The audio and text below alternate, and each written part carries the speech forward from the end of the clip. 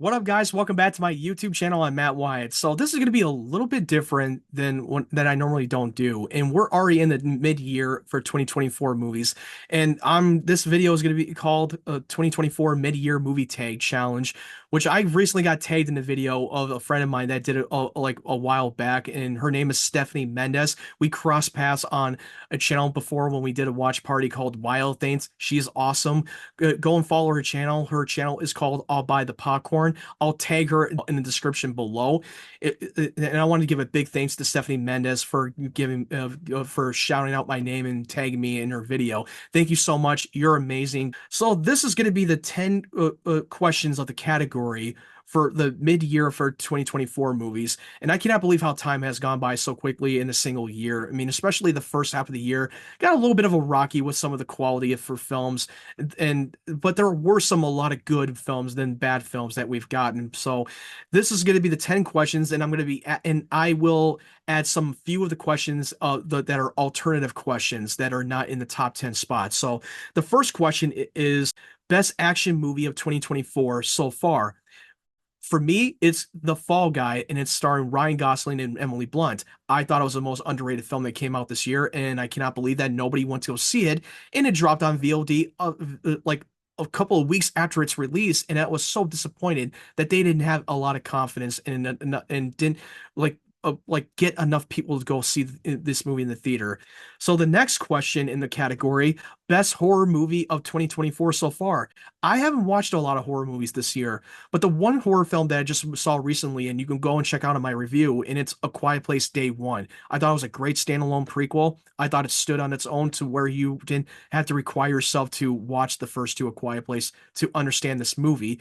And the performances with Lupino Nyong'o and Joseph Quinn were incredible together, and it really delivered a great horror and scares and a great human character story. So the next question in the category, favorite sequel slash remake of 2024 so far. For me, it's Dune Part 2. This is one of the best sequels ever made, and it's one of the greatest films in the last 10 years. It's my favorite movie of the year so far, and if you haven't seen Dune Part 2, you definitely should. But definitely have to watch Part 1 before going into Part 2.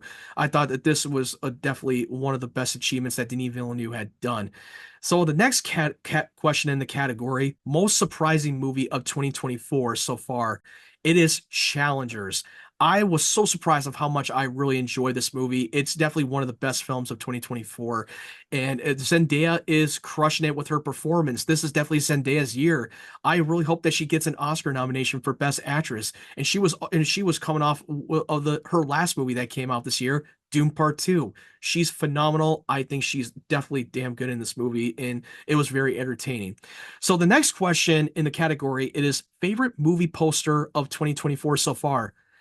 It's a tie between Deadpool and Wolverine and Dune Part 2. Even though that there were posters that I did not like for Dune Part 2 when they had those bunch of full of crowded characters with floating heads that I did not like. The biggest win, if I were to pick, is Deadpool and Wolverine. They can do no wrong when it comes to posters, and especially the marketing. They never missed a beat. I thought it was definitely incredible. The next question of the category, most disappointing movie of 2024 so far. Yeah, the one movie I can think of at the top of my head for the most disappointing movie that I was looking forward to, and it was the sequel to one of the most beloved franchise, and it's Ghostbusters Frozen Empire. It really became a biggest downgrade, and it was a biggest step down for Ghostbusters Afterlife because I thought Ghostbusters Afterlife is my favorite of the franchise, and it was a better movie than most other Ghostbusters movie. Don't get me wrong, I love the original Ghostbusters, but I thought Afterlife was much better. And Ghostbusters Frozen Empire kind of went back to what people know and love, but it did not execute well. It was just full of memorabilia, and the characters were completely poorly handled in the film. And I walked out of the theater feeling empty, to be honest with you. It's not a movie that I would watch again. So another question, the next question of the category, worst movie of 2024 so far. It's the obvious choice. It's definitely Madam Web. Madam Web was the biggest atrocious film of this year that I cannot believe I talked myself into watching this movie. It was a film that it did not need to get made. I went on a big rant of my review of that film. Especially, I did a spoiler discussion with two of my friends of mine on Ryan Cam's YouTube channel, and we went completely a big rant on that movie. There were so many things that they went wrong. The villain sucked. The characters I did not care for. It was another example that just because you add a lot of the female superhero characters together, that doesn't mean it's going to be automatically a guarantee a good quality film. The cast members didn't even look like they wanted to be there, especially Dakota Johnson. She did not look like she wanted to be there. She was completely phoning it in, and I cannot believe that that movie turned out poorly than it did. It was one of the worst films in the Marvel Sonyverse movies. Oh God, it was a movie that who should not have been made in the first place. Now, the next question in the category, best movie of 2024 so far.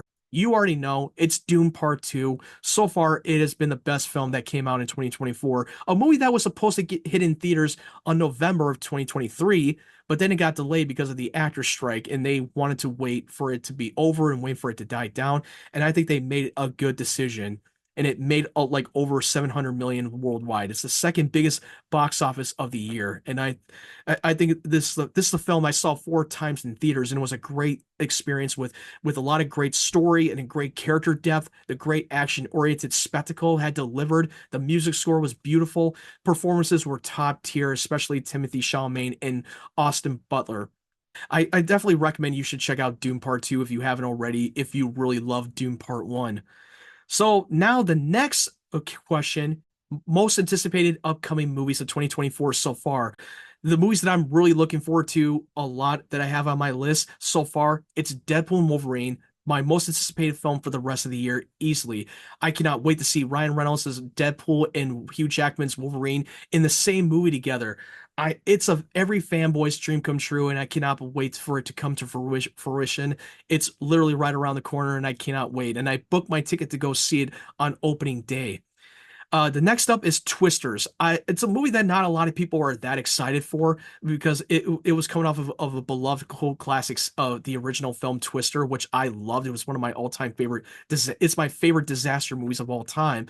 And yeah, it was a sequel that we didn't really need this. But you know what? You got a great talented people behind the making of the movie, especially the director. You got Glenn Powell, and then you got a co-star with the actress that I can't remember the top of my head. And the trailers have sold me. It looked like we're finally getting back to why we love disaster movies. And the reviews I've been hearing have been very positive so far. So I'm definitely booked to go see Twisters. And because I'm seeing the live Q&A pre-show in IMAX. Next up, we got Beetlejuice. Beetlejuice, the returning role for Michael Keaton as Beetlejuice. You got Winona Ryder, you got Jenna Ortega, Catherine O'Hara, and you got Tim Burton returning to direct this next installment, the most beloved sequel of Beetlejuice, which I love the original Beetlejuice. And from the trailer standpoint, it looked like that. It looks like it's gonna be really good. I'm sold by it, and they're not using any CGI in this movie, according to Tim Burton. They're going for more practical and a little bit more of a stop motion animation than from what he did in the original Beetlejuice. And Michael Keaton looked like he had a lot of fun coming back for the role. It looks great so far. And you got the two co-writers who have written one of the shows called Wednesday and Smallville. Al Goff and Miles Miller. I think that they're a great addition to be one of the screenwriters. I really hope that this movie can live up to the hype and it could be a great beloved sequel. Next up is Maxine. It's a movie that just came out in theaters just recently, and I haven't had a chance to go see it. I liked X, but I thought Pearl was the best out of the two. I thought Pearl was great, and I'm looking forward to seeing Maxine, which is supposed to be a direct sequel to X. Mia Goth is a phenomenal actress. I can't wait to see her. Next up, you got Joker 2, the returning role with Joaquin Phoenix, a movie that I loved the first film. I thought it was great, and it was a masterpiece, and it was a great DC Elseworld story. And it was a sequel that we didn't really need. I was fine with this movie being a one-off movie, but you know what? This movie made over $1 billion, and the studio was like, you know what? We're going to do another sequel. And this is a completely Elseworld story that is completely outside of the continuity of James Gunn's DCU movies. And you got Lady Gaga who's playing Harley Quinn, which I think that she's going to be an interesting addition. The first trailer really sold me. I loved it. It has a little bit of a musical vibe to it as well. And I hope that this sequel lives up to the hype. I'm a little bit worried of how the sequel is going to turn out, but I'm hoping for the best. Next up, we got Transformers 1, and you got it's an animated film and it's completely not connected to the live action Transformers movie. The trailer to me looked really good. We're exploring the origin story of how Optimus Prime became Optimus Prime and how Megatron became Megatron and how they became arch nemesis. We see that they're both like closest friends before they became arch rivals, before they were divided from the Autobots and Decepticons. Some people did not like this trailer. They thought it was just a cheap comedy animation that could have been made by DreamWorks. For me, I was interested in it. I love the animation style, and this could be one of the biggest surprises of the animated film of the existing IP. And this could be and we could get a definitive great Transformers movie. Like it might have that same effect like Teenage Mutant Ninja Turtles Mutant Mayhem, which not a lot of people were looking forward to. But when the movie came out, the reception of the critics and audiences were very positive, and a lot of people loved it. And this might happen with Transformers 1, and I'm looking forward to it. I love the voice cast. I think that Chris Hemsworth was definitely a great choice to play the younger Optimus Prime. So I think that this is a great voice casting choice, and I'm hoping for the best. Now, next up, you got Alien Romulus. I think that this trailer looked fantastic, and the storyline is taking place, the timeline between the first Alien movie with Ridley Scott and James Cameron's Aliens. So it's different. So it is sort of a prequel slash sequel, and it's directed by the same man who made Don't Breathe and the Evil Dead remake. It looks like he's putting a lot of passion into getting us back to the vibe of the Alien franchise and making it more of a straight up sci-fi horror movie instead of making it a blockbuster movie, which that was not never intended to be like that in the first place. But hopefully that this completely delivers. And yes, Ridley Scott is a producer of the movie, but at least they got a director who is a passionate horror fan and he's a passionate for what he's doing, and he's given us a little bit more practical with the xenomorphs, which I cannot wait to see it on screen. The cast looks great, and I hope it lives up to the hype. And I'm glad that this is getting a theatrical run because the last IP that they did, which is a prequel of Predator called Prey, and it went straight to streaming on Hulu, and in 20th Century realized that they made a mistake by putting this out on streaming. So it looks like they're not going to repeat the same mistakes. Most underrated movie of 2024 so far. I'm going to give it to John Krasinski's If, that is starring Ryan Reynolds. I cannot believe that no one liked this movie. Critics did not like it. And I watched it and I was expecting to agree with them. And then come out of it, I was so emotionally moved by it. It's one of those movies that I just don't understand why they didn't like this movie. But you know what? It's all subjective. Everybody's entitled to their own opinion. I thought it was a heartfelt film, and it was a film that some people should have gone out to go see, and nobody did see it. It's an original IP movie, and it's another example that sometimes just because you put out good quality of original IP doesn't mean it's a guarantee that it will be a success.